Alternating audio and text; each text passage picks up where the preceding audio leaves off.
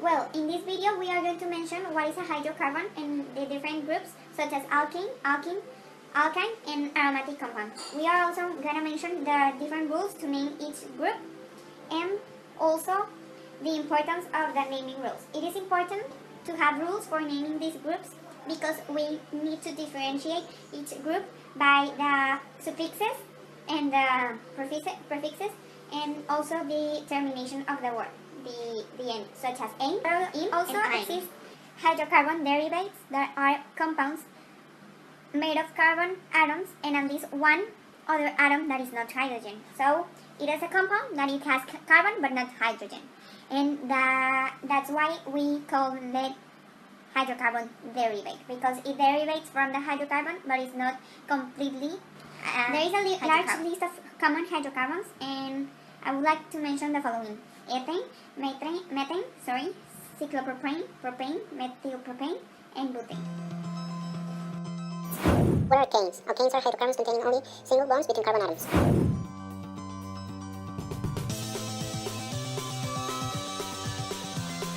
First step we need to do before naming an alkane is to trace along this continuous chain of carbons. For in this example we have hexane, that is 6 carbons. Because its longest continuous chain can be either in this way or in this way. So for example I'm going to trace this continuous chain. And then we need to locate the alkyl group, which is this one. That is like the branch in the hexane. Then we need to start counting in which carbons we have the alkyl group, and we need to start counting from the closest side from which it is close. For example, if it is in this side, we must start counting by 1, 2, 3, 4, 5, and 6. Instead of counting 1, 2, 3, 4, 5, and 6 because it is closest to the right side. So then, after we already did this, we need to see in which carbon we have the alkyl group. For example, having the carbon 2. And this alkyl group is named methyl, because it is an alkyl group. And then we need to name it, for example, 2, methyl. And because it is alkene, we don't have double or triple bonds, we just put hexane. Then we have this other example. We found that in this alkane there are no double or triple bonds, and this figure over here is like an hexagon, but it is called cyclohexane with this ending because we just have one bond. And the way of naming this is exactly as the first one. And we need to know that here we have 6 carbons, and we can start counting, I don't know, by here. And then I can either go from this way or this way because both carbons are closest. And these 4 are the alkyl group. But we see we have 2 kinds of alkyl group. We have this one that is called ethyl, and this one that is called methyl. So as we see, we have 3 ethyl and just 1 ethyl. And for example, to start counting the carbons, I don't know, I can start from this way or this way. I want to start from this way. I put 3, 2, and 3, 4, 5, and 6. Because if I go on the other way, it's going to be exactly the same because we have 2, 3, 4, 5, and 6. And then we have that in the carbon number 2, we have ethyl. In the carbon number 3, we have methyl as the same as a 5 and as a 6. But for start naming this type of hexane, of alkane, we must start in alphabetical order from the alkyl group. So the E is before the M in the alphabet, so we must start going ethyl. So we have it in carbon 2. So it's going to be 2 ethyl. Then we put 3, because here we have it, the methyl. We put 5. And we put 6. And we put 3 methyl, because we have 3 of them. 1, 2, and 3. And in these carbons. And finally, we put the name of the alkene, that is cyclohexane. Then we have how we have to draw the molecular structures of alkenes. And for example, we have heptane, that this prefix means 7, so we have 7 carbons. And we can arrange them as just in a row. We have 4, 5, 6, and 7. And keep in mind that the ones that are on the borders must have always CH3. Then all carbons must have 4 bonds. So if I have 3 here, I have 4. Then I have CH2 because with this one, and these 2, they count up to 4. Then I keep doing all this until completing the row. And finally, I can name it as heptane because I have 1, 2, 3, 4, 5, 6, and 7 carbons, and I have no alkyl. So then we have this final exercise or example on how to draw in the molecular structures. And here we have for ethyl, 7 isopropyl, 2, 4, 8, 3 methyl decane. So counting on with this suffix, we know that it is an alkene of 10 carbons. So first of all, I'm going to put 10 carbons in a row. 1, 2, 3, 4, 5, 6, 7, 8, 9, and finally 10. So as we know, in the borders, we always put CH3. But then, I might keep in mind, before writing the H2s, in all these, that I have some other branch of alkyl groups between the line chain. So then I have CH3, that is a methyl. We have it on carbon 2. I'm going to start counting 1, 2, 3, 4, 5, 6, 7, 8, 9, and 10 from the left to the right. So if I'm counting in from left to right, this will be my carbon number 2, where it is found a methyl. So I'm going to write CH3 here, and a branch. Okay. And then I have on the 4 one, 1, 2, 3, 4. I have another methyl. Then I'm going to write it on the top. We can write the alkyl groups either on the top or on the bottom. But in this example, I'm going to write it on the top because we then have ethyl. For example, I'm going to run first and with the methyls. And then if here's the 4th, we have the 5th, 6th, 7th, and 8th carbon. And here I write the final methyl. And then here we have a methyl on number 4 carbon. So here, I'm going to write the ethyl. As we know, the formula of ethyl is CH2, CH3. So I'm going to write it here. CH2, CH3. Here's my ethyl. Then on the 7th, I have 1, 2, 3, 4, 5, 6, and 7. And have isopropyl. Well, in this type of alkyl groups, I'm writing as, first of all, the propyl, that is this one, is written, I'm going to erase this, it's written as CH3, CH, and another CH3. 1, 2, here we have, here we have a 2. So this is my propyl with 3 carbons, 1, 2, and 3. If I will write it on the line chain, if I just want to write propyl, I will make a bond either on this or on this side, because these are the border of this little chain. But because I have isopropyl, it must be exactly on milk. So this one I don't keep in mind, but this. And then I'm gonna write this chain into the carbon number 7 on my right. In this, I'm gonna write the isopropyl chain, that is CH3, CH, and another CH3. But because here was a 2, because let's write this connection. Because here we have 1, 2.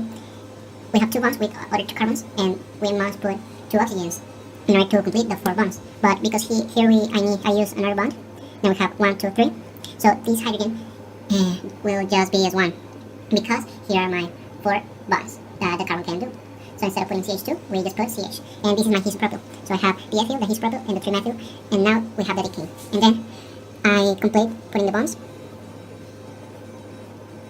as this. And then I just put, if we have 1, 2, 3, we just put an H because we just need 1. And then we have 1, 2, and just put here H2, and now we have 4. Then I here just leave it as this, as the C carbon, because we have 1, 2, 3, and we have a 4th one. So there's no need to put an hydrogen. And then here we put CH2, H2 the same, and then here we just put H because we have 1, 2, 3, and 4.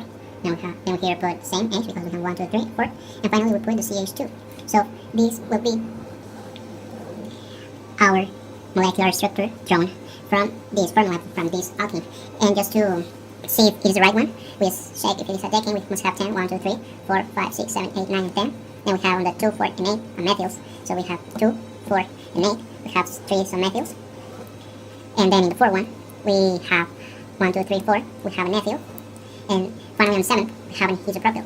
But why iso? Because it is just in the middle of this alkyl group. And as you notice, here they are written in alphabetical order. An alkene is an unsaturated hydrocarbon that joins in contain one or more covalent bonds between each carbon atom. Its general formula is CnH2n. The simplest alkaline carbon contains more than 2 bonds. Here we have an example of an alkaline, but we can write this name by counting the number of carbons. Here we have 1, 2, 3, 4, 5, 6, 7. So it's a heptane. But in this case, because it's an alkene, we write an En in this part, making a heptene. That too means the location of the bond. Here we have the 2 lines, you can see here. That means that the 2 bonded carbon atom is located there. Here we have another example of another simple covalent bond. First we count the carbon atoms, 1, 2, 3, 4, 5, 6, 7, and it's another heptane. Write the 7, and the in means it's an alkene. Then we locate the covalent bonds. Here we have one and the other one. We read the covalent bond from right to left. So it starts in the 2, we write the 2, and then the 4. Write the 4. For naming an alkyne, based on the UPAC system, you first need to know what an alkyne is. An alkyne is a hydrocarbon chain that has one or more triple bonds between carbons. The suffix at the end of an alkyne must always be "-ine". The second thing is to draw out the molecule. Then, the third is to locate the parent chain. The parent chain of an alkyne must contain any carbons that are triple bonded. Number it from the end nearest to a triple bonded carbon. If you are dealing with a molecule that has both double and triple bond, start the numbering from the end, locate it closest to any multiple bond. The fourth is to notate where the triple bond is located. In addition to noting where substituents are on an alkyne chain, you must also note where the triple bond is. Do this such that the lowest number on the triple bond is used. If your molecule contains double bonds as triple bonds, you also need to locate them. The number 5 is to modify the suffix based on the number of triple bonds in the parent chain. If your parent chain has 2 triple bonds, the name will end with diane. There is triane, and so on. And finally, the number 6. Name the substituents alphabetically. As with alkanes and alkenes, you must leave substituents alphabetically in the final name. Exclude prefixes such as D, 3, and delta. If your molecule contains double bonds as well as triple bonds, the double bonds must be named first. An example for the alkyne, it will be you first start counting the bonds from the end to the initial position, in which you have 1, 2, 3, 4, 5, and 6. Well, you have this, so you name it by the amount of bonds that are here, that will be X, and then you start searching for where does the triple bond starts in number 2, so you put X2, and well, you need to end with "-ine" because it's an alkyne, so "-ine". Another example is in here. You start counting the bonds, in which you have 1, 2, 3, 4, 5, and 6. So as the previous example, you have X, and the triple bond is located in the first, so you put X1 and "-ine", because the set is on alkyne. Now in this example, it will be different, because now you have a methyl and you have a substituent, so you take priority of the triple bond that is here. So you start naming 6-methyl, where is the place of the methyl, and then hat, because you have 7 bonds, then trib, that is in the part where the triple bond is located, and "-ine", because we are making an alkyne. For drawing the structural formula for an alkyne, you need to know the name of the formula, and with the name of the formula, you are going to create your structural formula. So, having the name, you will start searching where the triple bond is located and how many bonds is the alkyne having. With this, you are going to create your formula, and it will be easy for you to identify with the name. Also, you can search for the skeleton formula, so it can help for you to create a structural formula. An example for creating the structural formula, it will be like they give you X sign, so X. You will notice that X, it will be for 6, so you have 6 carbons. 2, 3, 4, 5. And as they tell you, in the first is going to be a triple bond. So in each of everyone, it will be CH. CH.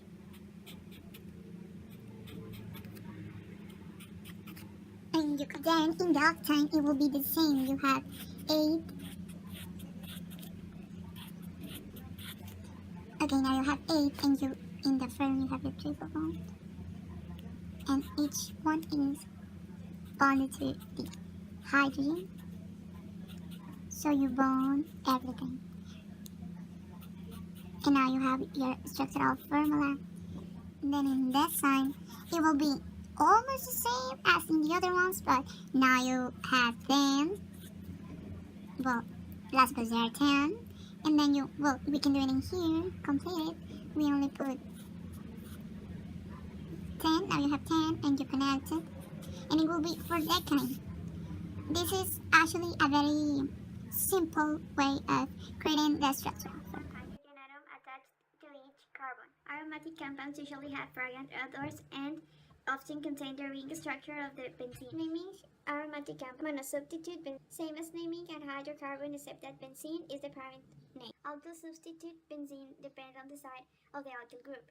If the alkyl substitute has more than 6 carbons, the compound is named as phenyl substitute alkene. The substitute benzenes use ortho for 1 or 2 relationship, meta to 1 or 2 relationship, and para for 1 to 4 relationship.